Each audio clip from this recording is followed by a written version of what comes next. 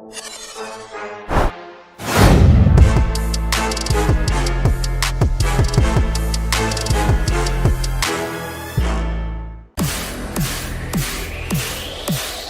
watching Oilers Nation Everyday with Tyler Yaremchuk. Your one-stop shop for all things Oilers. Ooh, that's one, baby. Let's get into it with the lead.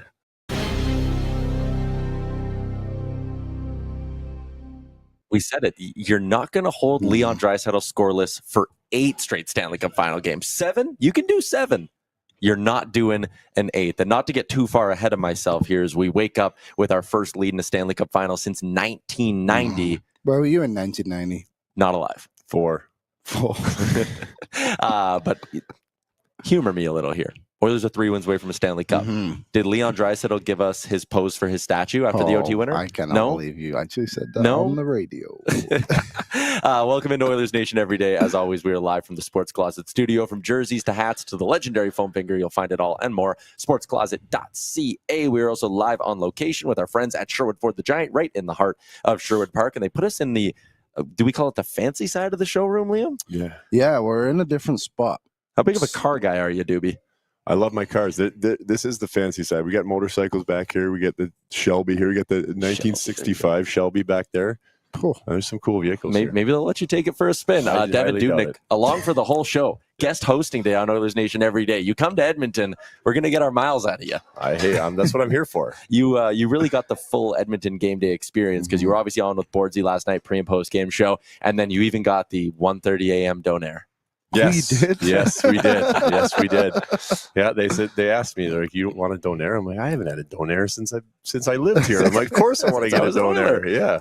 Good. You're back to your Dubnyk Oiler form right now. Crushing. It was very nostalgic last night. The chat is in a great mood. YouTube chat, as always, brought to you by Odd Company Brewing and the Nation Beer Everyday Lager, a crisp, clean lager crafted not just for game day, but for every day. Check it out. 2 locations in Edmonton, Ritchie location and the downtown location. Hurting Alberta. Long day for Doobie. Holy. I mean, Liam, no one ever gives us that kind of credit. We work long days. Yeah, you didn't fly 1,400 miles and connect through Salt Lake City.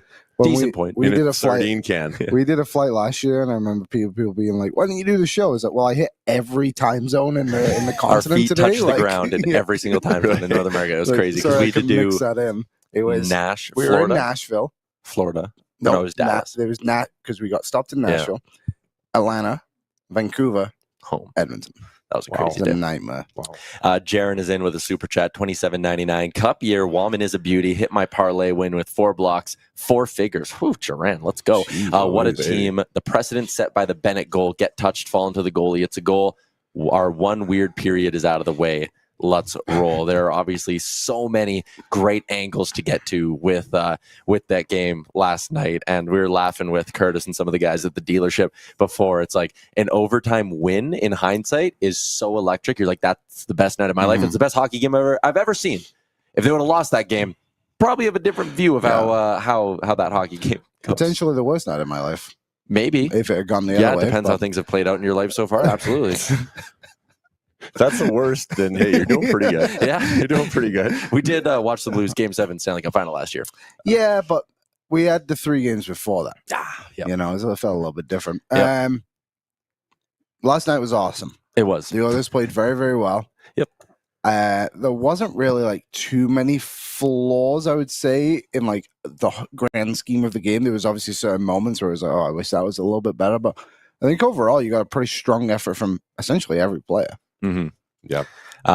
Leon starts it, Leon finishes it. That's a good tie-in. Let's get into a little scoring summary. It's brought to you by our friends at Douglas Mattress. Not only great value starting at just $599, but I can attest to it. I sleep like a baby every night on my Douglas. So can you. Douglas.ca/nation is the spot you want to go. If you don't like it, they have an industry-leading 365-night trial period. And if you do return it, not only do they cover the cost, but they donate it to a local Edmonton charity as well. So the mattress does not go unused. Their Edmonton store is now open. It's their first store, and that's because they are a Edmonton proud and started company. Let's kick things off. I mean, actually, I'll kick off the scoring summary with my betting story from last night. Okay. We obviously had such a busy day that I was standing there. The U.S. anthem is playing, and I'm like, I haven't put $1 on the Oilers. I've bet on every game so far. I was like, this is bad luck if I don't get a bet in. Fired up bet 365. Guy behind me laughed. He was like, oh, betting? I'm like, hell yeah, I'm betting. One bet, Liam. Was it Draisaitl first goal? Draisaitl goal, Oilers win, parlayed, emptied the clip on it. There you go. 90 seconds into the hockey game, Leon Draisaitl on the doorstep. Let us see that clip, Aaron. He finds the back of the net, sends that crowd, which, I mean, it was already rocking in there. And I was watching the game with my old man. I turned to him and I'm like, if they get one early, this place is going absolutely bananas. And like, sure shit, they were. You see the look from Leon too, giving everyone the let's go boys. Like, that just felt like such a tone setter. Like, it was such a great goal. They saw Bobrovsky early. I think that's big for the Oilers psyche as well. But just getting that crowd rolling right out of the gates was just electric. It was, and that's kind of what we talked about. How you got to get to Bobrovsky is that chaos, right? The puck goes over and it's rolling, and Wallman does a great job. He doesn't try to settle it down, skate it down the wall, find anything perfect. No, I'm going to hammer this puck at the net. It's a rolling puck, so it kind of dips a little on Bob, so it hits the bottom of his glove. He doesn't catch it clean, and then the Oilers converge, and they get one rebound, and Draisaitl, he's got a little hesitation there coming in, so he doesn't get too far in. Right here, he hesitates for a second, and then he pounces. Goal scorer's instinct. Exactly. Too, right? I was talking about that last night, where some guys will get excited, and they'll just go 100 miles an hour at the net, waiting for it, and then that puck maybe pops between their legs or something. He hesitates, he waits, he sees it come out, and it was just instant chaos for the Oilers in that situation, and they get to Bob early, which, again, if you as good a goalie as he is, you want to get that uncomfortable feeling in him right away, and they did a great job at that, minute and a bit into the game. Yeah, I mean, you talk about like elite players. I always think about Kucherov like that too, where like McDavid is at his best when he has puck on his stick flying, right? He hits you with speed. He's a very in-your-face type of superstar. Guys like Draisaitl and Kucherov who can kind of just like lay in the weeds a little bit, right? They find those quiet spots so well, and I love that too, right? Not getting, like you said, not getting overexcited there. It was a great start for the Oilers. Liam, your reaction? Draisaitl's 1-0 goal. I just credit to, I think, Kapanen and Kane, like Doobie said, just causing the chaos in front. Like the way Kane flies to the net there, I think would throw any goalie off, right? Yeah, and give us another run of it, Aaron. I want to see Kane.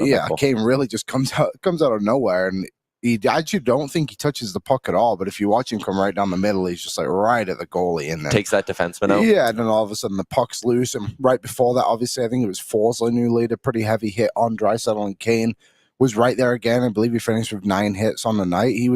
He did a great job of being a physical presence, but like purposefully. He wasn't just doing stupid shit. Like a lot of it seemed to have a positive outcome because of how he was playing. Yeah, as a focused physicality. Yes. It wasn't just going, they weren't mixing it up in scrums for no reason and just doing dumb stuff and getting into that Florida Panthers type thing, which as Edmonton you want to stay away from, because that's where the Panthers thrive. They want to get into all the extra stuff and the Oilers can do it for a bit, but nobody does that better than Florida. So stay away from it. I thought the entire game they did a great job of expecting the physicality, expecting the pushes and the punches after the whistle, and just kind of letting it go and rolling with it. There was a moment in the first period going into a TV timeout where I'm sitting down in the corner there, and I just see, again, I'm assuming the broadcast would have been in commercial, McDavid's kind of just standing there, and Marchand just kind of goes through a couple guys down. Did you see that? And he just pops them.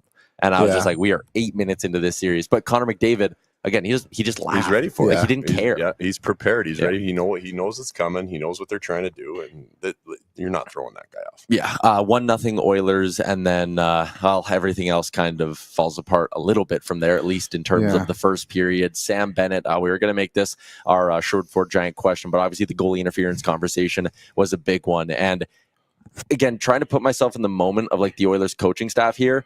Live, I was like, that's goalie interference. And I see the way Stu Skinner reacts. I'm like, okay, it's probably goalie interference. They show one replay in the arena, and I was like, you challenge that. You 100% challenge that. I thought from Bennett's perspective, that was the most accidentally on purpose fall. Like, he's, if anything, like he barely gets touched. Like Kulak clips him a little bit, I guess, but like he goes down like a sack of potatoes right into Skinner. Goal goes. Like I liked the challenge. We'll talk about the results, but I like when they show the overhead here. Watch his left elbow. He puts his left elbow back. Watching that, you can't see it as much from this angle. When they go back to the overhead angle, he knows exactly what he's doing. That's why he's a great player. But watch him go back here, left elbow, boom. Oh yeah, you're right. So you don't think he knew where he was going and going into the goalie? And what does his left elbow do? His left elbow is what spins Stuart Skinner. Now, obviously, there would have been contact regardless. Yeah. But he elbows his right knee and spins it. Boom. Oh, yeah. That's also, I love how he gets credit for this goal too, because it bounced. It goes in off the off him. skate. Yes, yes. But okay, so I love Knoblauch saying, I challenge that today, tomorrow, every single day. I do it again, and he should do it again because that's the wrong call. I don't care. The more you watch it, especially that overhead, yes, he clips Kulak's skate, but the reason he clipped it, he backs up, and again, he's not trying to do anything except that he's a very smart player and he's extremely good around the net. So when he accidentally clips Kulak's skate here, Kulak's not trying to engage him. He accidentally clips the skate. Now he's falling down for real. He's going to go down, but he knows. He's like, okay, I'm going down now. Now I'm going to purposely continue to go. He takes almost like a crossover to make sure he gets all the way there. And then he's got the elbow in there as well. So again, props to Sam Bennett. This is his job. This is why he's great around the front of the net, why he's annoying. But watching this over, I don't understand how this is not goal interference because Kulak does not engage him. Wallman doesn't engage him. He's sort of, but he doesn't push him or anything. And so he trips over Kulak's skate that was already there. So that's not interference. It's not tripping. He brings himself into Kulak, then goes back into the goalie, then throws an elbow. I just don't understand how you can watch this. Again, if Wallman shoved him or if Kulak did some sort of move to trip him, you could maybe argue that, but it's just it's incidental contact on the skates that make him fall down, and it's quite obvious that he purposely then takes his momentum right here into Skinner. I just don't understand how in Toronto they can watch that replay and be like that the Oilers made him go into Stuart Skinner. And the other thing that, at least in the moment, that review was one of the fastest reviews. Well, that's the other thing that's and I'm like, this one's coming back. They watched it twice. Exactly. Like, that's exactly what I'm like. Oh, it's no goal for sure. They barely even looked at it. It's auto no goal. And I don't know. I've never, listen, I can go on forever about the review process in Toronto. I feel like somebody needs to have to stand up in front of a camera and explain why. Yeah. Why was that a goal? Do you think as a player, like the officials on the ice should also have something to do with it? Now, yes, like that was my argument as well when they first brought the challenge in, especially the first couple years because they're constantly talking, trying to get things better and change things or whatever. And I'm like, the problem with now, I used to actually get pretty good calls, goalie interference calls waved off before there was review. And I'm like, the refs did a good job because they were watching for it. And, there were some really good waved off goals that were goalie interference because they had to watch for it. And I'm like, now you brought in the review. Now they don't even watch for it. I haven't had one no goalie interference call because they're just like, oh, just challenge it. Right. Well, the problem with challenging it is that you now have to overturn the call on the ice. So if it's 50-50, it's going to be a goal. So I'm like, you need the referees to still make calls on the ice. Now, in this situation, if you're the referee, I could easily see why you wouldn't, because it looks like Bennett is tied up with the guys in front. It looks in live speed. And if you're in the corner, it probably looks like Wallman maybe throws him back because there's two guys there. So I understand the no call on the ice and being sure on that one as well. I just don't understand how that goes to Toronto, and so quickly they're like, yeah, it's a goal. I think a big problem with it too is they have to be so by the rule book. Like there can be no swaying of like, well, it's clear that Bennett threw himself into it. They're just going to look at it and be like, oh, well, there was contact. Yeah. And then he fell. Like there was one earlier in the year where Corey Perry stood at the top of the crease and Dan Villadar comes up, touches him. You know the score. It's a no goal. Right. Like reviewed. And it's just like, they're so different. And that's the ongoing issue with the review, right? There's no consistency with it, and there are rules in the book, but they don't. It's somebody is watching that and making a decision on what they think, and it is a group of people. But I think that they should have to come out and say why. Yeah, and that would it would help the people understand why, and also it holds them a little bit accountable. You got to come out there and make a statement as to why that was a goal. And then you're going to get ridiculed if your statement doesn't make any sense. Yeah. Because the other thing, too, is the NHL already does that with player safety. Exactly. A player gets suspended, George Peros comes out and he does a video and says he did this, and this is why he's suspended for a game. But they don't want to apply that to any other facet of the game. And it's like, well, you can actually respect the decision from Peros once you hear what he has to say. Yeah, you might not like it, but yes. you know what he means at least. Yeah. So it's 1-1. The Oilers miss on the challenge. Florida gets a power play. Edmonton already killed off a penalty earlier, but they do not get lucky the second time around. Brad Marchand wide open on the side of the net, and you didn't like the read by Darnell Nurse on this goal. No, and I don't want to be negative, obviously, with how great the game is, but right here, this is not Nurse's guy. I don't understand it. Carter Verhaeghe's in the slot here. He's a tipper. He's already got a guy on him. I think it's who's the other D there? Is that Bouchard? I think it's Bush. Bush. So Bush is standing beside Verhaeghe. Verhaeghe's a tip threat. So you just need to take his stick, and that's what Bush is there to do. He's not a one-timer. He's not anything. Darnell Nurse, his job is Brad Marchand over there. Look, this is a massive lane. This wasn't like a threaded pass through some sticks. That was a massive lane that opened up, and I just don't understand the read there from Nurse to go. He goes and engages Verhaeghe, and he lifts his stick like that was his job to take away the tip option. No, that's not your job. Your job is Brad Marchand over there, and I think he realizes it at the end, obviously. And then, with the triple screen in front, that's what makes Skinner late on this, because he probably loses the puck at some point here, and now he's like, oh, I got to find it, because Schmidt could shoot this. Even Nuge comes across, and that's why you can see he gets down, and then he's a little late getting across. He still makes a good effort to get over there, but I think it's just miscommunication there with Nurse on taking the wrong guy. Yeah. Oilers penalty kill, by the way, yesterday ends up finishing the game just 1 for 2. They only had the 2 opportunities because the other penalty that they took was the one that negated their power play there. Oilers ended up with a 4-on-3 look at one point. And I heard Gregor, I think, on the rundown today was like, I didn't love the 4-on-3.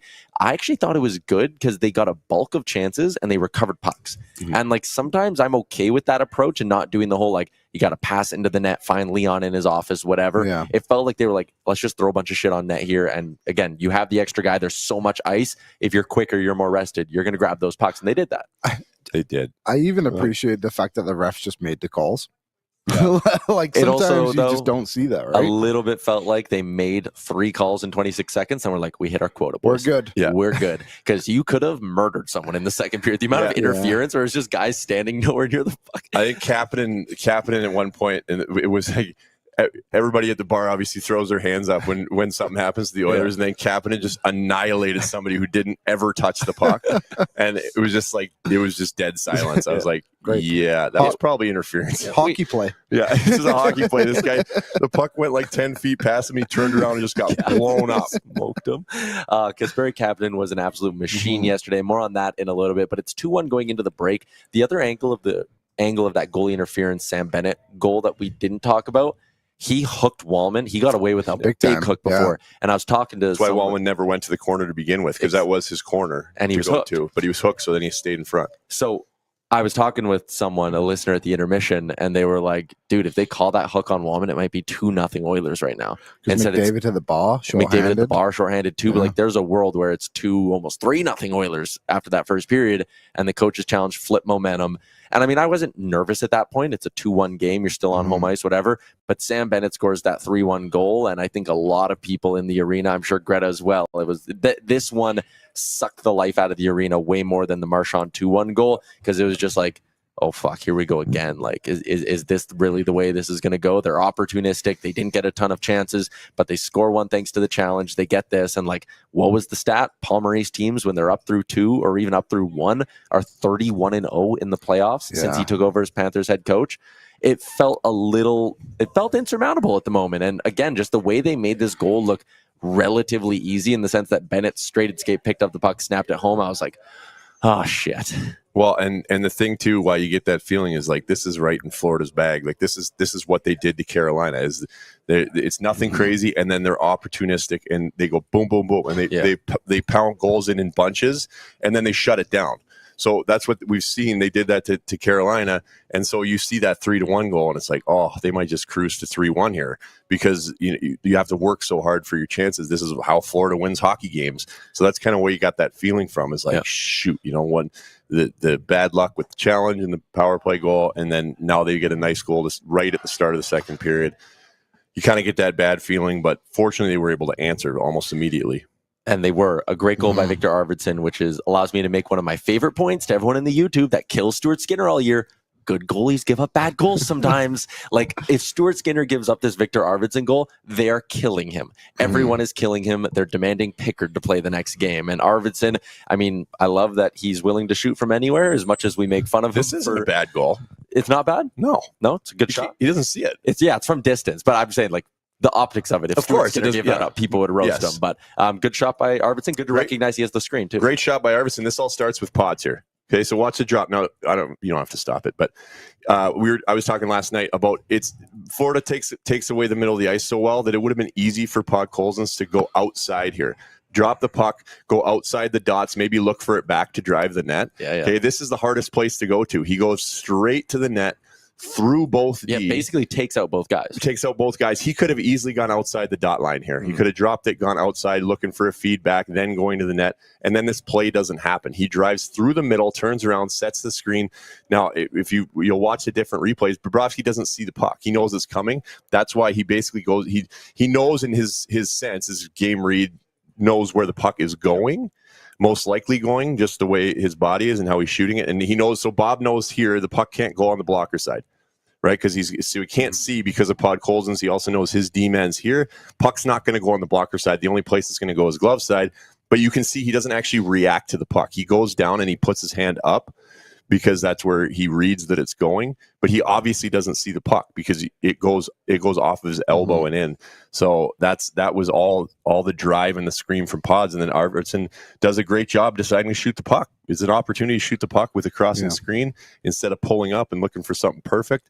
He hammers it and it goes in the back of the net. And that is a strength of Arvidsson. Yep. I mock him all year because that guy will shoot. He'll be winding up for a one-timer from like the boards by the blue line. The guy stood in front of him is like, that's a block shot coming up. What are you doing, Arvie? He is probably one of very few players I would think on the Oilers that would have the instinct to shoot that immediately. Yeah. Because he probably didn't even know what Podkolzin was doing before he was going to shoot. And just a full clapper too. Oh, like yeah. I found a tweet last night, and it was an LA Kings fan it was 2022, and it's like, why would anyone shoot that shot? And it's Viktor Arvidsson lining up for a slap shot, just one-on-one with the goalie. It's like, he's been doing it for years.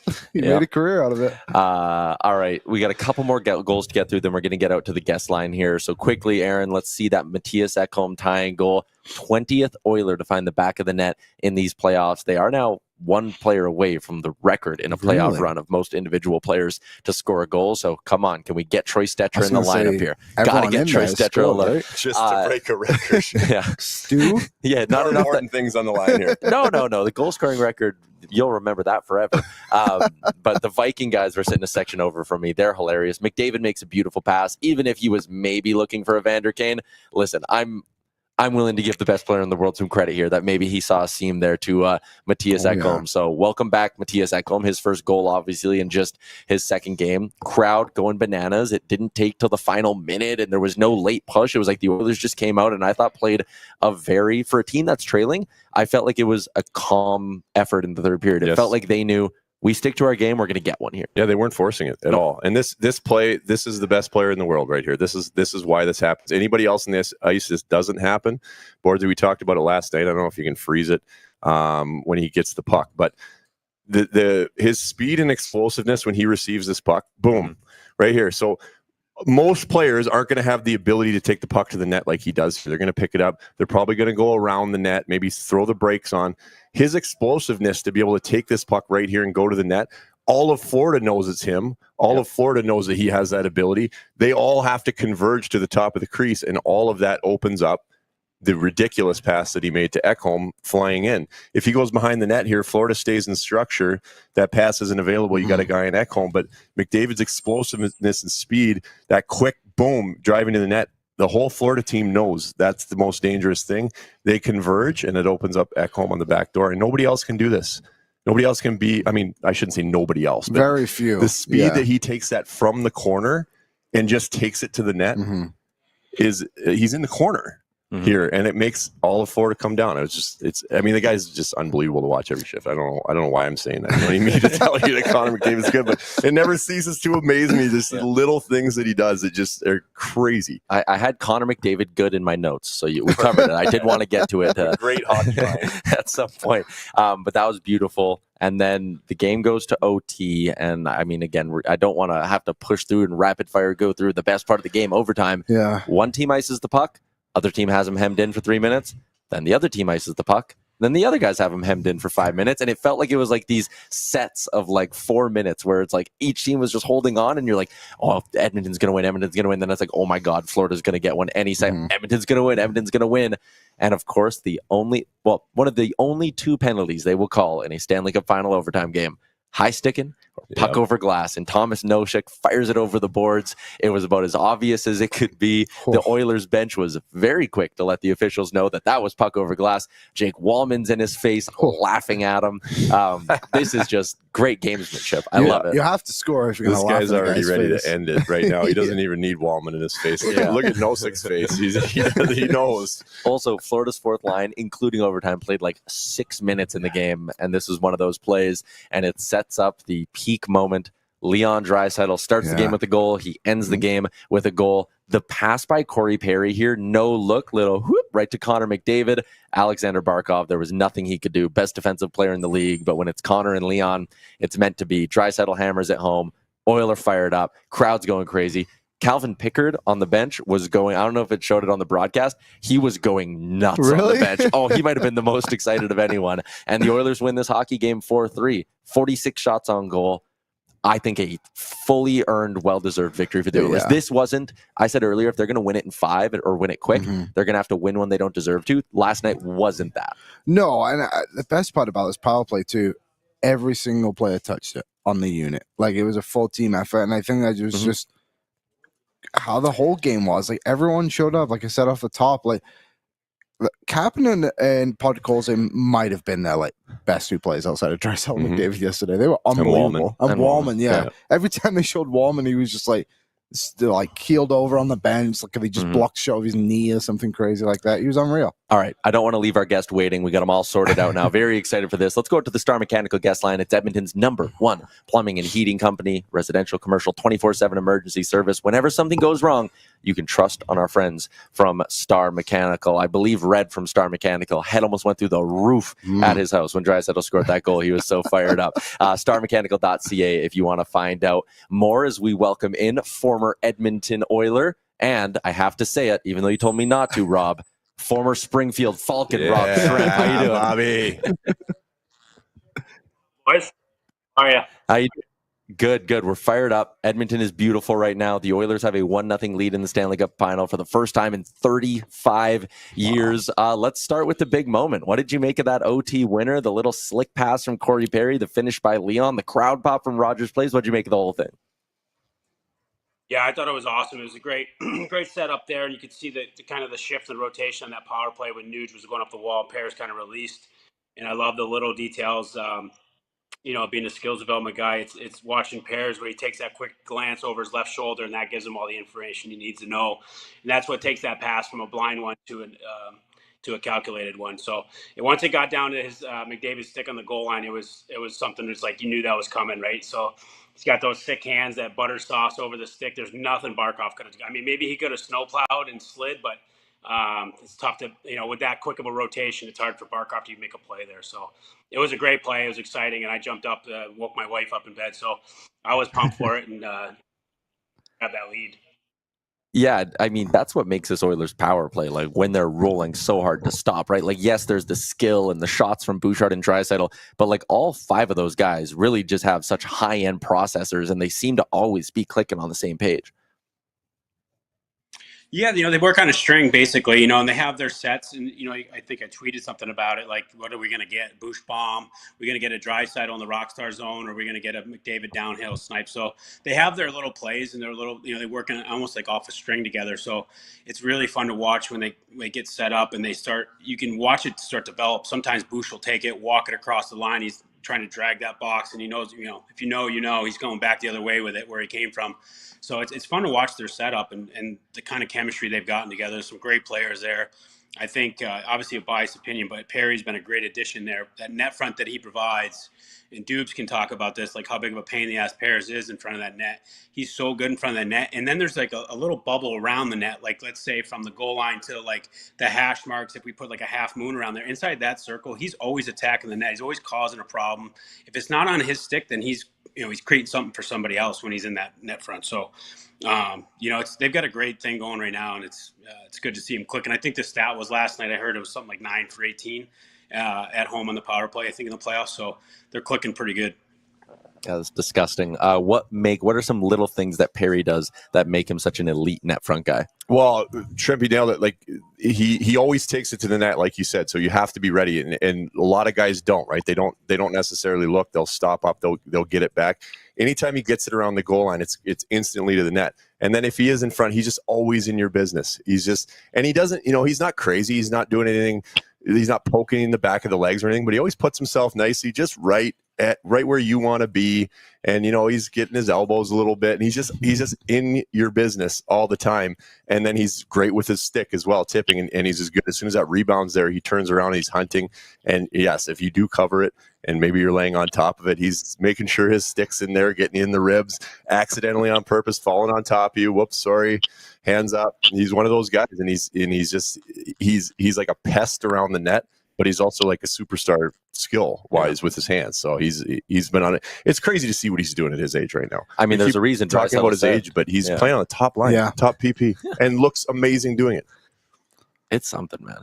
It is something. Yeah, I wanted to ask you, right? It seemed like last night when the Oilers saw an opportunity to skate at the Florida blue line, the blue liners, they were just getting right by them. It seems like that is going to be a strength for the Oilers, is the speed they have in comparison to what the Panthers blue line has.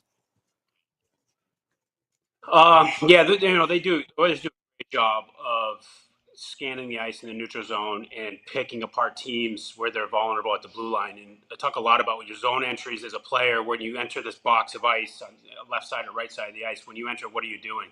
And there was one instance last game where I think it was Klingberg. I just like the play. The way he right side, he held it. He created a nice angle for Ekholm, and he passed across ice to Ekholm. Ekholm entered the zone through that section, and he just made it. He took a shot on net. Nothing against Ekholm. He's a defenseman. He's defensive-minded.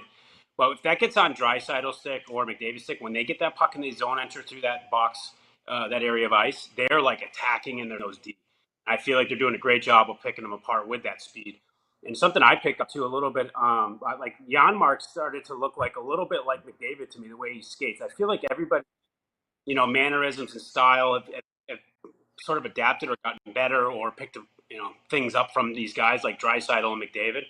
And you see the speed going. But for me, to your point, attacking those D and those, again, probably 15 feet outside the blue line, 10 feet inside the blue line, that box of space, these guys are coming through there and they're coordinated like Arvidsson's goal. And Doobie talked about it, like the way that how do you say his name? Podkolzin.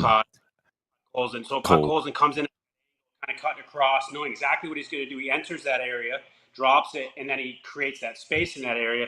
Now Arvidsson gets to walk right down into there and take a nice shot. So it's somewhere where I found it was kind of a pattern I saw in the game last night. They were doing a great job at this. When they zone entered in that area, they just kept creating stuff. And that's constant. It's not always going to be a goal like we have here. But what happens here is, let's say that shot doesn't go and it goes, on net, makes a rebound. But what we wind up getting after that is 20, 30 seconds of sustained time. So the zone entries are really important. How we get in through the zone and enter the offensive zone matters. Sets up the whole shift. Here it's a great goal. Usually in a normal, it's 10, 15 extra seconds in the O zone. So I think it's a strategy. I don't know if they talk about it, but these guys are high-level players. They understand what's a threat and how to threaten D, and they do a great job with it through their neutral zone attacks. It's so interesting to look at the way these two teams like to try get offense created, because you're right. Edmonton wants to attack you on the blue line. They really don't like dumping in the puck all that much because they love possession, right? Like they love to just grind you down and get those 30, 40-second runs. Whereas Florida, I mean, they don't want to carry the puck over the blue line at all. They want to put that thing in the corner and hammer you through the end boards. Is one of those, over the course of a 7-game series, which one is more difficult to play against? Like on one hand, you can say, hey, if Edmonton's going to just keep taking chance after chance, like eventually they're going to score because they're very high skill. But there's the Florida angle of like they might kill all of your defensemen by game 7. I think it's one of those things where our game's a little bit of a copycat game, and people like to copy what other people are doing. I think it's super important to play to your roster, and what the Panthers have going on right now, the way that they're playing off each other on the forecheck, it's sick. Like last night in one, I forgot what instance it was, but like they're on the forecheck and one guy slipped, banana peel fell, and somehow, some way, there was already another Panther guy like going to the other side of the ice with a great angle, with speed, and a lot of pressure.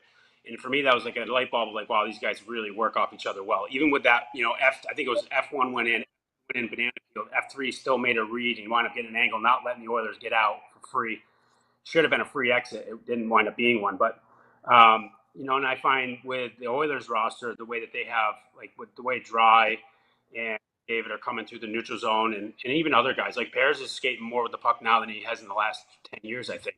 So they got guys coming through the neutral zone, and that's their system. They're reading off of that play. When the puck is coming through the neutral zone, they're getting in their routes and reading off that puck, where the Panthers are thinking about, okay, where to place that thing and how do we read off of that, where we're going to angle and really forecheck hard and crash bodies. But two different styles, and I don't know which one's harder, to be honest with you. I don't think it's one or the other. It's just, they're both doing it great. They're both in the finals here. They've executed their plans to a T to get here, and they do it very well on a nightly basis. So, for that'd be an interesting conversation for the defensemen, right? For Panthers D and the Oilers, would you rather play against? I think you'd rather play against that neutral zone attack stuff, because that's less grind, right? Like you get in the corner, you're going back to get a puck. That's the worst thing. I said I would love to play D if I didn't have to go back and get pucks, because you're just going back to get killed. Someone down your neck, breathing down your neck, 1 or 2 feet away from you, 100 miles an hour, and you got to figure out how to get out of there. So I think that strategy definitely pays dividends. But the Oilers have so much talent up there and skill with the puck, and Nuge can fly through the neutral zone with the puck. There's plenty of guys who can go down the list, but it's two different styles, and it's fun to watch. I'm glad we're not watching two of the same robot teams going at it. We're watching two different teams and a lot of talent on both sides. It's electric. Well, especially with Florida too. You talk about knowing you're going to get hit. That's like, it does not matter who is coming in on you. They're trying to kill you. Yeah, I'm sure there were, a lot of times for you as a goalie where you watch a defenseman go back at the puck and you just watch him get crunched and you're like, ah, damn. Guys coming, heads up, you're going to die. Yeah. Sorry. Good luck. That's my misplayed that one. I've given him a lot of pizzas in the corner, like, oh, here, take it. Or there's a guy coming full steam at him. Hear about a few of those. I wanted to ask a little bit, like, the Oilers have been so good at their adjustments throughout a series. And like, it's part of the reason why Chris Knoblauch's such a good coach. Part of the reason why in game 4 through 7, their record under Knoblauch is just like remarkable. But your thoughts maybe going into this series on how the Oilers and Panthers match up, and now your thoughts after game 1, like, did game 1 change anything in your view of this series? Yeah, I thought they did a great job with the physicality. It actually, backfired. One of those things I decided last night I was going to live tweet the game. So I started live tweeting. They said, playing really physical, watch for Florida to come back here and take a penalty. Usually that's what happens, right? One team comes out with that good physical hockey. The other team wants to get back, because I think it was Kane absolutely blew up Ekblad behind the net. Yep. And I'm like, oh, on. And usually it's a dumb one, right? It's usually like a chop in the back of the legs or trying to extend a hit and you hit someone from behind. But I just felt like the Oilers really brought the heat last night, started the game, and a little bit. Last year we went down 3-0, right? And it felt like they got bullied and they got pushed out of the building. This year they're a lot. I feel like they got more meat to the bone here, bigger bodies, and they're able to answer that physicality, which is kind of weird because it's usually the West that has the meat, and it's the East that's the skill and kind of tic-tac-toe hockey. It's a little bit different. Edmonton had to answer that bell from last year to this year, and I think they've done a good job. Like, again, Kaner running around. He did a great job laying the body last night. Posey was running around in the forecheck. And the physicality, I was a little bit concerned with Hyman being out, but I don't think it's been an issue. There's no negative on what I said. Hyman's amazing what he does. He's leading the playoffs in hits, and he's doing a hell of a job putting up some points. But even with him out, I felt like the guys did a great job stepping up, and they had control of that physical game. Unfortunately for my old teammate Pears, took a couple penalties there, and that swung the momentum. But once they settled down and got it together, it felt like the swing was, it was in control of the Edmonton Oilers. So they did a good job answering that bell.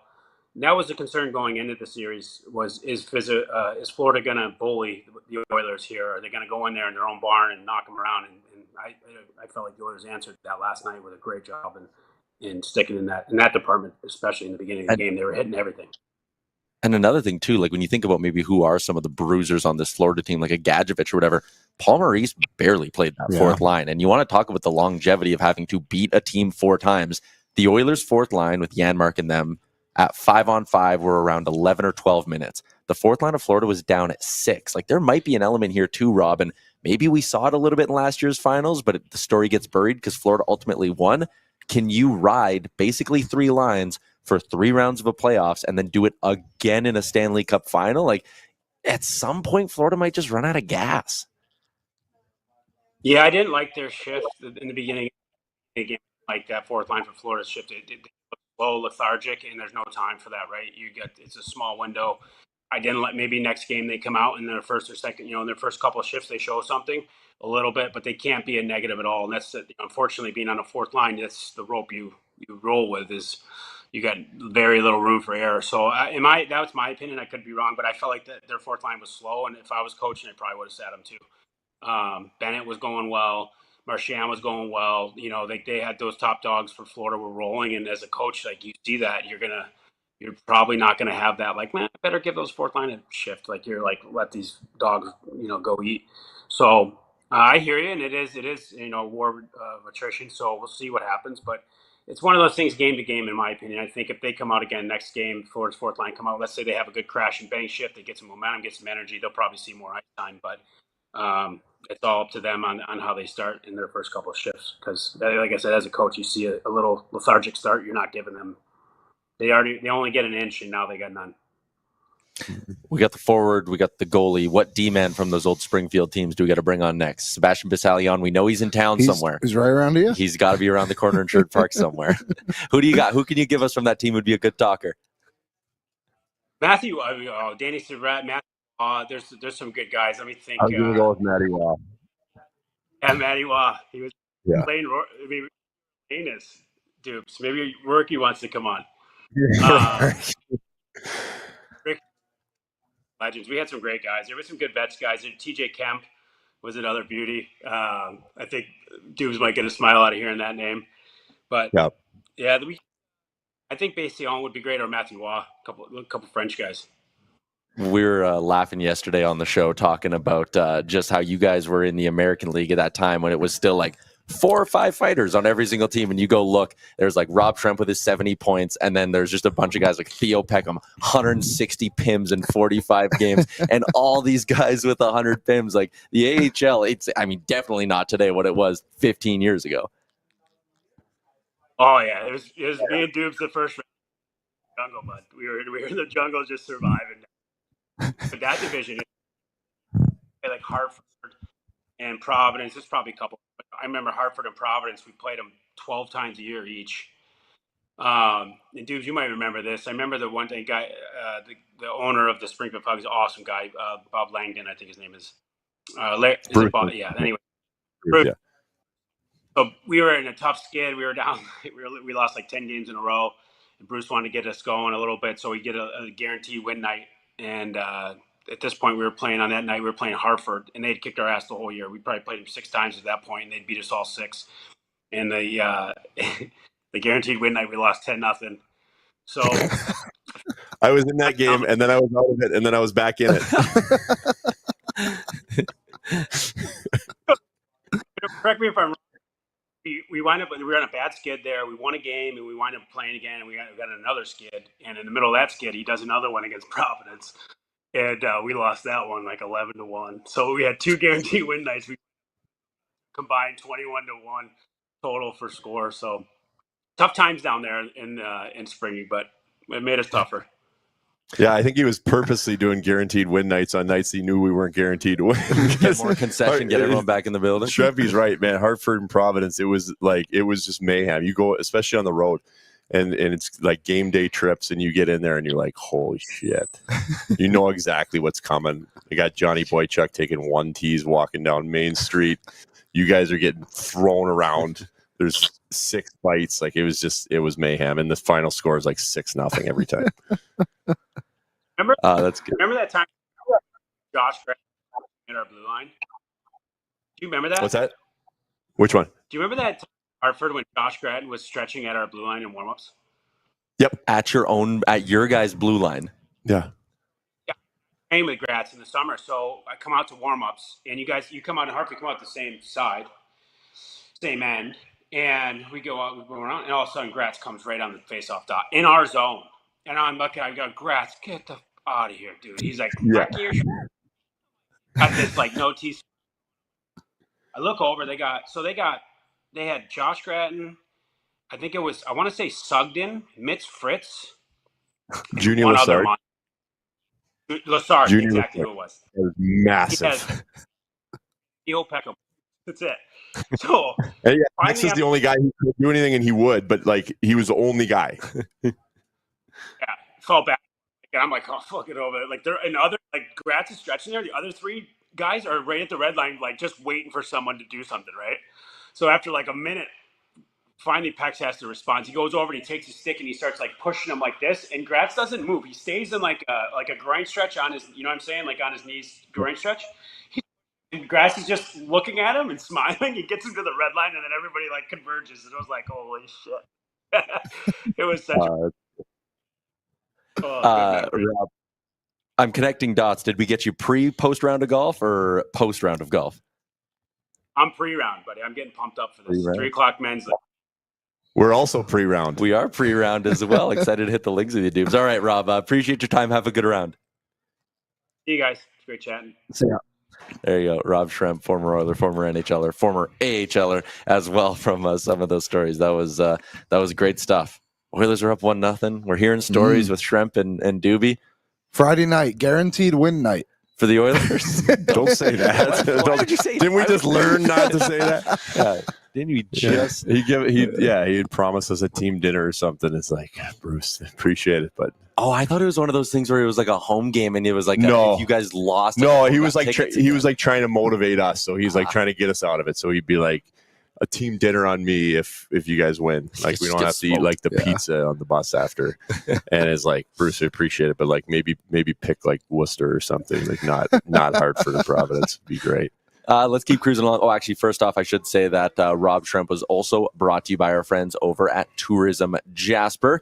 This summer, find your happy place out in Jasper. It is open, it is vibrant, it is ready to welcome you back for more fantastic memories. So drive down, stay up late, have a good time. Your best summer memories aren't behind you. They're waiting for you this summer in Jasper. Plan your trip at jasper.travel/summer. Everybody in the YouTube, great stuff as always, but we got to give some very special love to our anonymous Cup Year account. We do not know who he is. He dropped in a $140 donation. What did he want to say here? $140 to the Ben Stelter Foundation. Let's go, Doobie. Just a little reminder, Stuart Skinner stole a game against the Sabres and took us to OT against the Jets, which got us home ice advantage against the Swamp Kittens. Let's freaking go, Oilers. And then he dropped in another donation, $13.99, because he forgot to say Cup Year. Yes. So great stuff. Thank you very much for the donations to the Ben Stelter Foundation. And I mean, yeah, you could go do the thing at every win this year and be like, that win got us home ice. No, that win got us home ice. And yeah, I guess the ones more towards the end of the season are the ones you can look at and be like, that was the win that got us. Yeah. More than ones in Buffalo. Yeah. Whenever that was. I don't even know. Thanks for the donation. But we have to remember to do our ranking when the season's done most of our irrelevant games. 5 most forgettable Oilers wins of the season, which there was the one.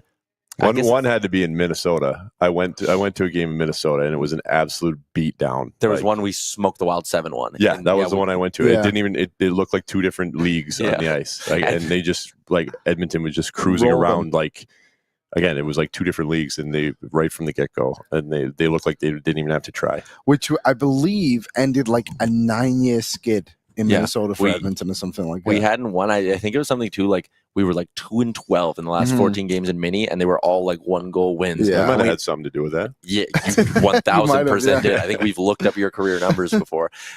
Bashan also dropped one in $9.99. I think a big thing we need to give the Oilers credit for is their ability to get off the mat and get back in the fight. They don't overextend or lose their heads anymore. They just keep pushing. And you said it, like they didn't come out in that third period and start throwing everything on net and playing all frantic. Like that's really not who they are. And part of it, I think, is the experience. When you've had enough comebacks and you've done this however many times like they have in the playoffs, you kind of just have more belief in yourself that it's like, hey, play our system, we're going to get one. And I think part of it maybe is a lesson for Florida in all of this, because usually, again, 31-0 when leading after 2 with Paul Maurice as their head coach in the playoffs. Usually they can just choke the life out of whoever they're playing. The Oilers aren't any other team. You can't just sit there. And it's not, they weren't LA Kings fully on their heels, but there wasn't the same, no one's ever that bad. But it wasn't quite the same push. Like that might be something where a Florida adjustment, like if you get a lead, just try to get up by 3. Don't sit there and go, we're going to win this thing 3-1. Yeah, I agree. But at the same time, like I'm going to give more credit to Edmonton because I don't think Florida played poorly. Like there was I think that might have been one of Florida's best punches. Like, right. That was good. They don't have to try to go score. Obviously, if the chances come, that's great. But I don't think like they were sitting back. I thought just watching the game for a game where there wasn't like a ton of crazy scoring chances because there was just no room out there. It was still extremely entertaining because every single guy on the ice was working so hard just to get anything. There was just no ice available. And so Florida was doing a good job with that. Again, you just get the game breakers like that tying goal that we just broke down with McDavid, just that step to the net and then the crazy pass.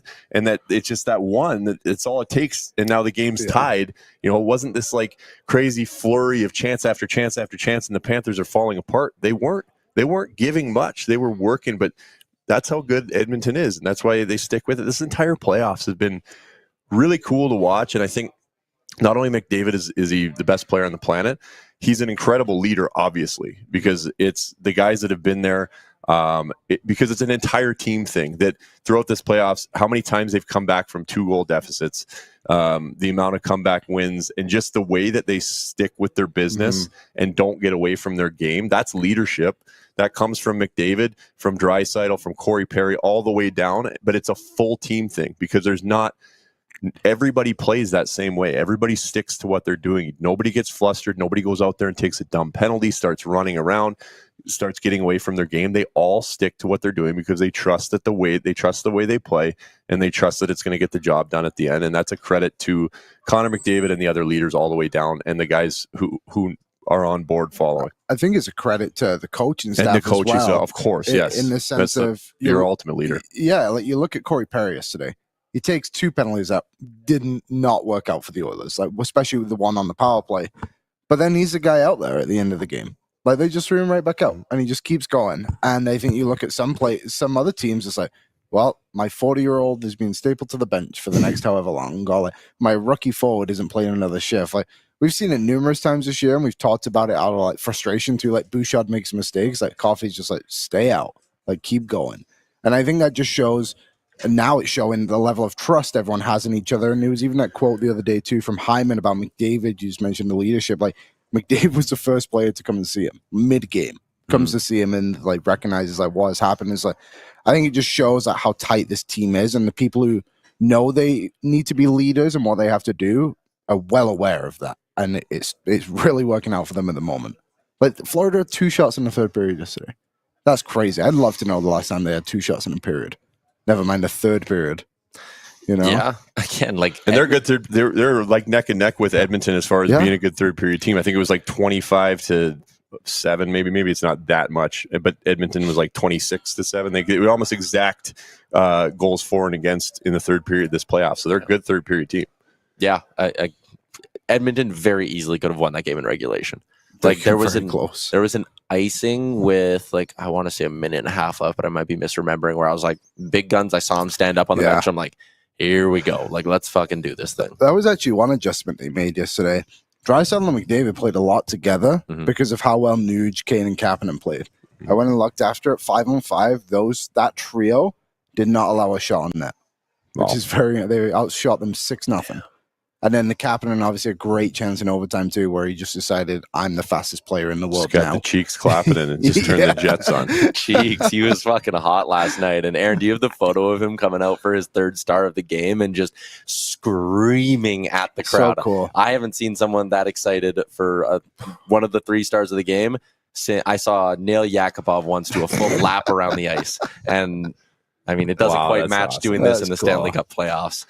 It just shows a guy to me who's like very grateful and aware of where he was at the start of the year to where he is now. And Knoblauch said in his post game, he was talking about, he's like, this is a guy we tried to sign in the summer. and he obviously chose to go to St. Louis. Like, we're very happy he's here. And he said he's obviously ended up being scratched at a certain point in the year and the start of the playoffs. Like, he was still playing well. We just weren't getting everything out of him that we wanted. And now you forget, wasn't he like 23rd overall pick?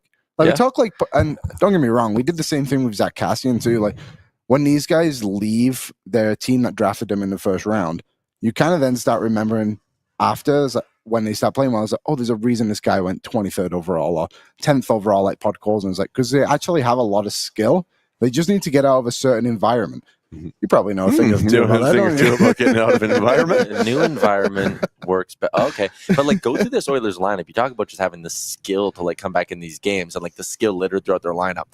How many of these guys are first round picks? Like, obviously the McDavid, Draisaitl, Bouchard, Nuge, Ekholm was round 4. Yeah, he was later. But Podkolzin, Henrique, Perry, Henrique wasn't Jeff a first Skinner. round pick. Oh, Rico wasn't? Third round pick. Still, like, you get the point I'm making. You totally. go up and down through this lineup. Trent Frederick was a first round pick. Yeah. Absolutely 29th overall. Kulak? No, Kulak was a 4th rounder to the Flames.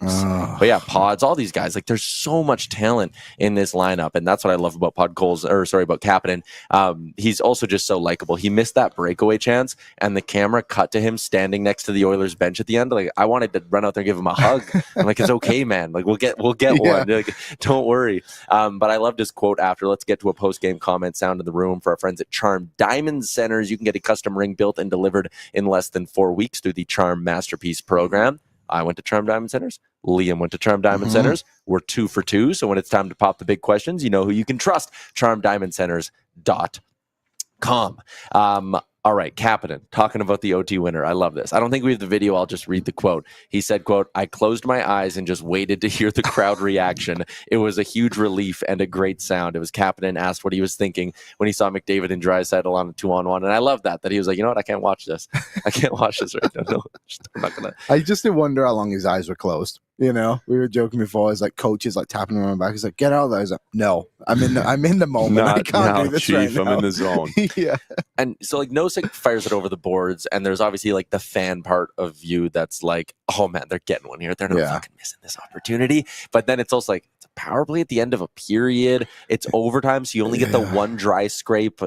In usual scenarios, there would be 3 dry scrapes by that point, and it's like, I don't know, a little bit nervous of like, oh God, how is the ice going to be reacting and all of this? So it definitely wasn't a lock. No, it wasn't.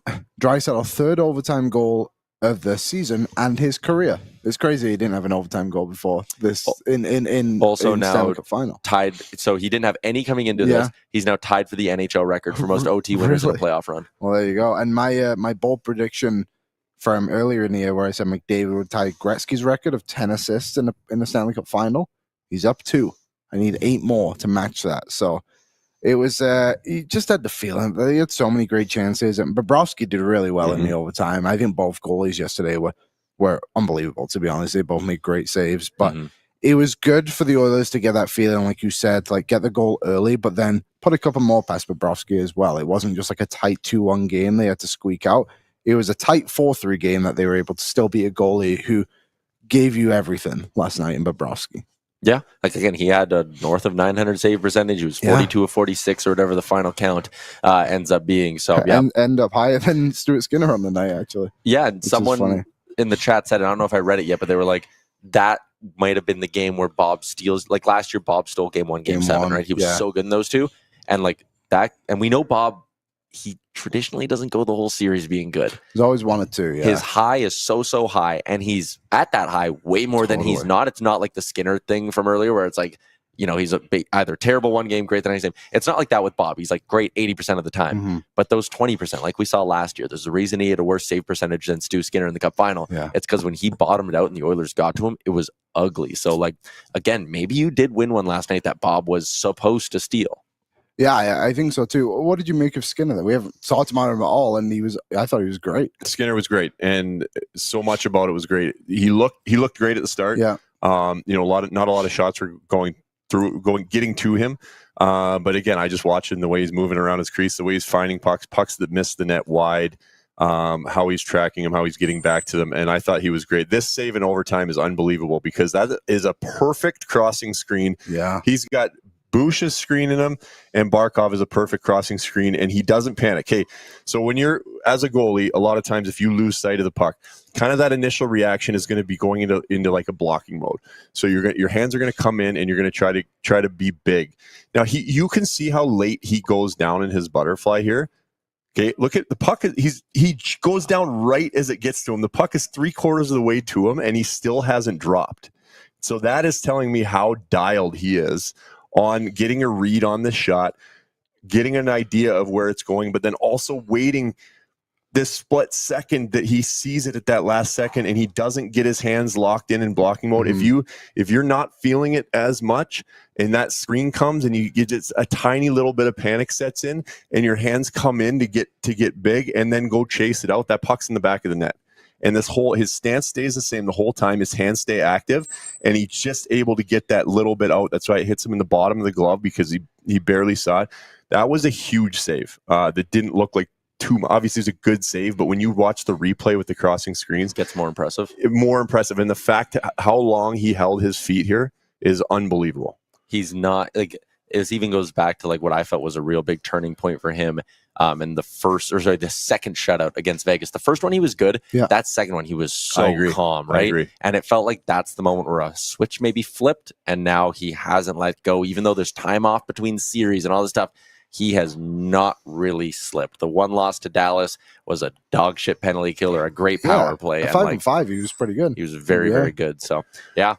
Well, and just situationally too, that you talk about the life coming out of the building and that 3-1 and thinking, great start. Now Florida's taking over. This is a hard team to come back against. All of these things. You feel the same thing as a goalie. Yeah. You just started the second period. It was 3 goals on 8 shots. So even though he's looking good and he's probably feeling good, that you don't feel good 3 on 8 shots. You've only touched the puck 5 times.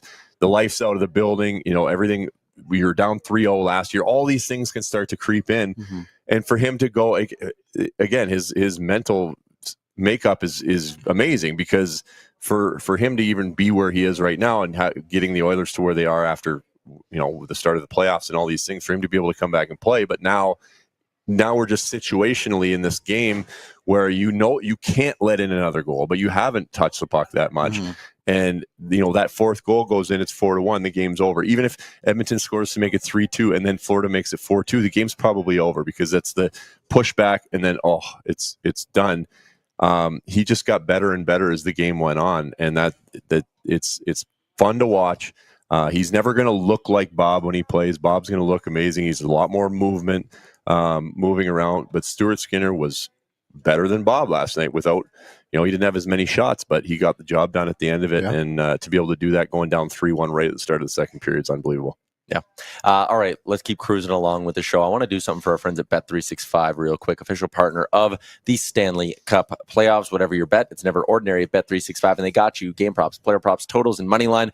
Must be 19 or older. Download the app and get in on the game. Draisaitl scores 2 goals, again, after the goose egg last year. They've moved his over-under to 4.5 for the series. I'm in. You're in? Or is that a bit too much? No. 4.5 goals? Yeah.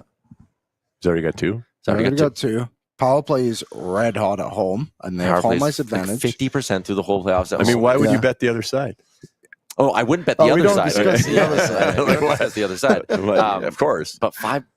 What is it? What's the line? It's -140. So it's a little juice. Fine. A cup of coffees. My NHL Network prediction was Oilers in 6 with a Draisaitl, Conn Smythe. Plus 500. Okay, I was about to go check. So he would have been. My buddy did it last night. He's all the way to plus 450 now, actually, on Bet365. So it is interesting the way people will wait. And listen, I don't want people to think I'm getting ahead of myself here or whatever, but it's interesting to see how the voters will wait, because it's playoff MVP, not Stanley Cup Final MVP. No, but it's heavily weighted on the Stanley Cup Final. It's heavily weighted. Yeah, like how much of your vote goes to what the guy did in the Cup Final? And if Draisaitl has another 2-goal game and hits 5 goals and no one else in the series has 3 or some shit like that, then there's a pretty decent chance of it.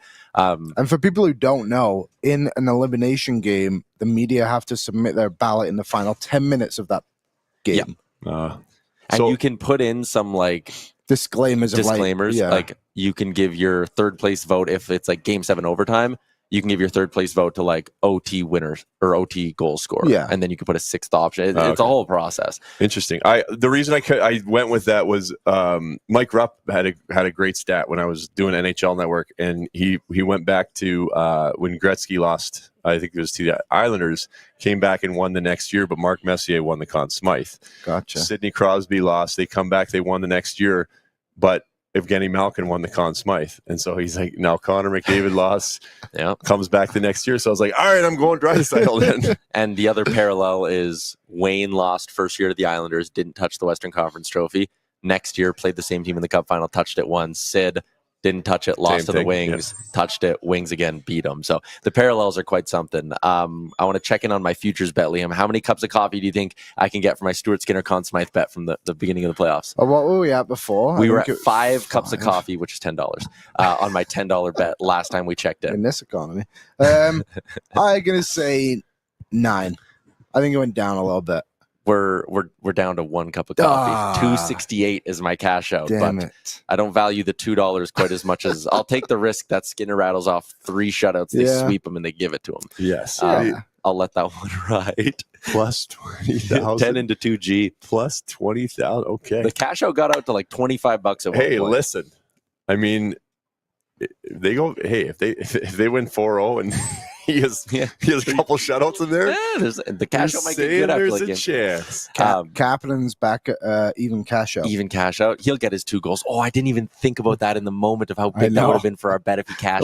I might have cashed out if you got the one. The Perry Draisaitl bet, each to score 3 goals. Draisaitl obviously accomplishes 66% of that last night. That's good. One of my favorite ones that I did. I'm not sure if I talked about it on the show. Evan Bouchard to get 30 shots on goal in the series. He had like 7 yesterday. 7 last you night. You said that too. We're fucking almost a third of the way there. Wow. Keep on shooting, Boosh. So for when I said I didn't bet any money on the game, I had a lot of futures. I love these bets. They're hilarious. This is amazing. I got to get on Bet365. What are we doing? It is the best one by a million miles. They updated so much stuff too. Like you can do so I'm somewhat tempted for Stuart Skinner plus 140, 20 plus saves in every game. Oh, yeah, that's a great line. Like you'd think Florida's rattling off 24, 25 shots a game. The only problem would be is like they have 23 and he has like 19 saves. You know, listen, I'm not the guy who said this. If he gets yanked, then you're cooked. You start the show by, I know I guaranteed a win, but I have the stats to back it up. Here's a stat. I told Elliot Freeman this one yesterday. The last 5 Stanley Cup finals, the home team has gone 2-0 5 times in a row. So we have a bit of a thing where we get stats wrong quite often. Did I get that one wrong? No, but in my head, as you were saying it to Friedman, I'm like, he's about to go on the national broadcast. I really hope Liam's right on this one. Friedman just on sports. It's like, so I heard this stat today. And it's just like, false. He gives me a shout out. Yeah, 7 of 10 in the last 10. All right. So giddy up. That's pretty impressive. Oilers minus 130 favorites tomorrow. That line adds up. Yeah, that makes sense. The home team. Yeah, and they'll probably be plus. There might be even money on the road. No, they should give Florida the respect. Florida's plus 110 so I think I'll just switch. No, but the Oilers are way. That's essentially a 50-50 with the home ice advantage. Yeah, essentially. Liam, let's get to a quick couple of news things for our friends at Boston Pizza. Boston Pizza, proud partners of all of our playoff coverage here at the Nation Network, and they believe if you manifest it, if you plan it, they could win. They brought the parade bus to Edmonton yesterday because they don't believe in jinxes. We've been believing in jinxes for 32 years in Canada, and no one's won nothing. Edmonton's got a shot this year. Shout out to our friends at Boston Pizza. This year, we bring it home. Marco Sturm, new head coach of the Boston Bruins, played for them for 5 seasons. He's kind of been one of those like flashy, sexy, up-and-coming names in the coaching world. So not stunning to see him get a look, especially with an organization he knows. I think Boston actually does a pretty good job of hiring coaches too.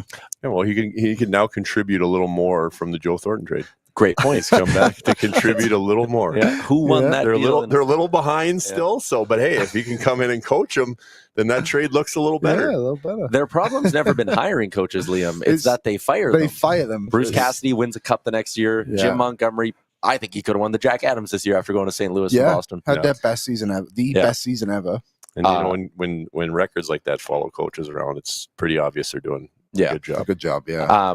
You had the college news. Caden Lindstrom's going to Michigan State. Oh yeah, that was announced today. Obviously, we're still on Gavin McKenna watch. What do you make of all of that? Do you care at all of the NCAA? You got to news? fill me in. I know obviously a lot about Gavin McKenna, but Yeah, did he commit to somebody? No, or? not yet. But there's the He's probably new following. eligibility stuff, right? Oh, About I know. Yeah, I CHL know all the players, rules like- for that. Yeah. Yeah, so that's what I mean. Like, what do you make of all that? Do you think it's a good move? The Like, WHL is going to become way different in the next 2 Yeah. years. With Definitely. everything, it's going to be a massive trickle effect. Yeah, it has to happen. I think so, too. I like it. It's going to be obviously the Western League is now going to become a much younger league, but a much more talented league, and it's already really good. But you're going to get because now you're going to get all your top American players now are going to come up and play Mhm. Major Junior for 2 years. for 2 years, and all your top Canadian players now you're not going to lose.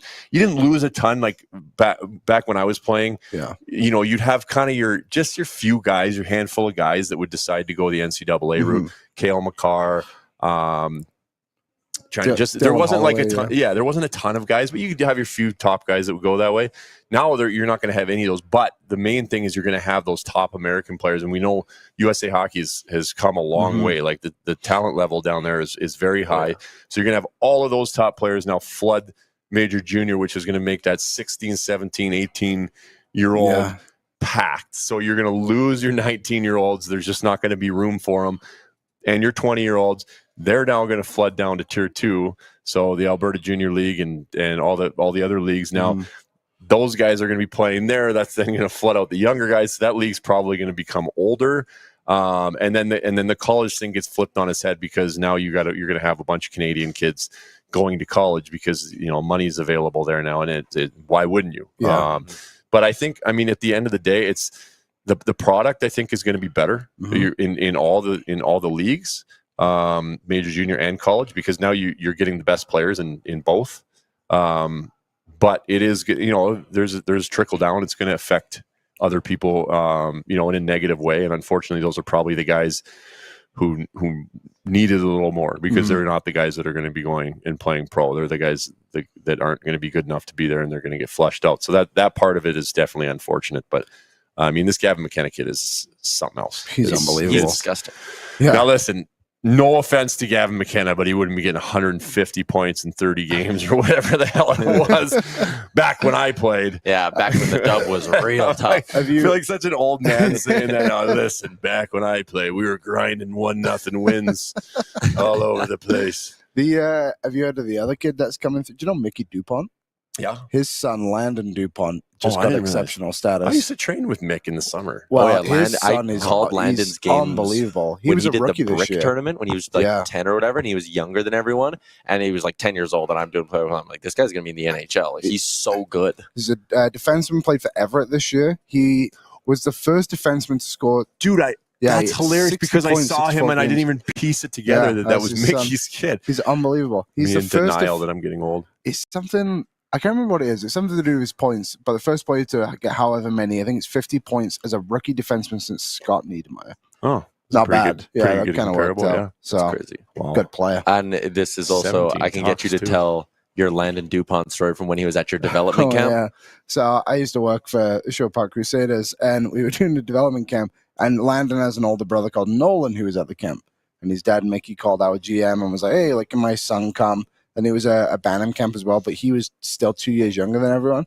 And I had to do the exit interview with him. And I'm like, man, there's nothing I could tell you. Like, you're going to be fine, even if I don't say a word to you. So thanks a lot for coming. And he's like, thanks, see you later. 3 years He was- younger than guys in the He was camp. like Best 12, player. 13, best player on the ice. It was That's unbelievable. We had Daxon Rudolph, who was then the first overall pick the next year in the dub too. And even he's like, this kid's amazing. Yeah, he's a crazy player. Other things happening. We won't do the menu today. We'll save that for tomorrow and get everybody set for the weekend. NBA Finals. The Finals tip off tonight. The OKC, Finals. Indiana. Yeah. Thunder open as 10-point favorites. It's a big spread for a Finals. Yeah. Your T-Wolves out. I know that was too bad. They're good. It was entertaining. Do you go to too. T-Wolves games? Not many. I go to a few of them. Yeah,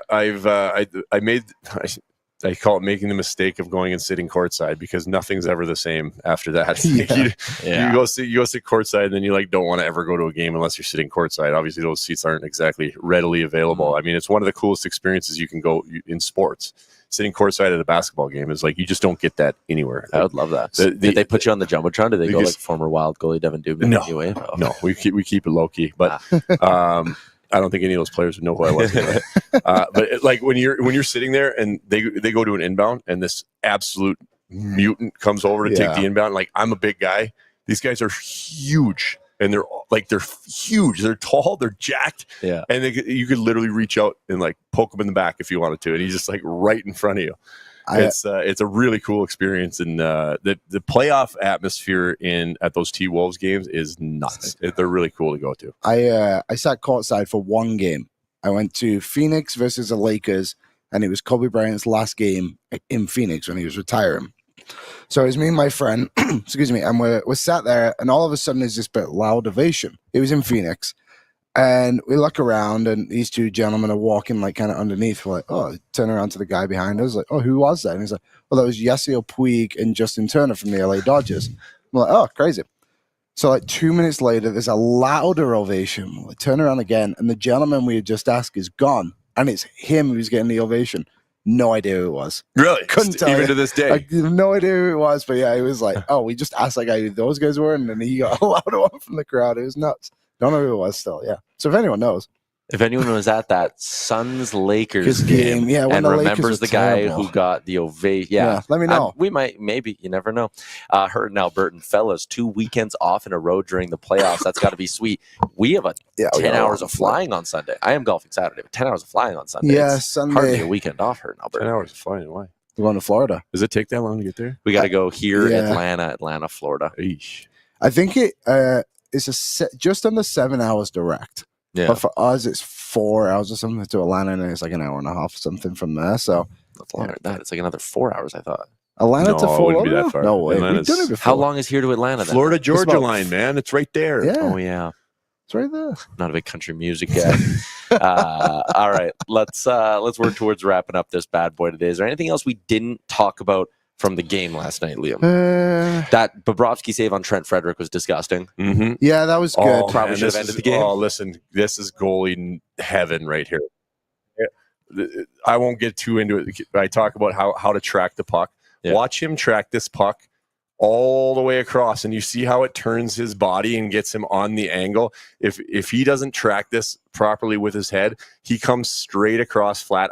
Frederick didn't get a great shot, but do you see how he looks at as the puck goes across? Watch his head down, and you see how it turns his body to get that angle perfectly to get his skate to the post. A lot of times on quick plays like that, if you start to go with your body first and you start to push before you get that turn, he's going to come across flat, and that short side's going to be open. I don't know if Frederick would hit or not, but it would leave that whole side open. Even if Frederick got a perfect shot there, he probably be like, he's there.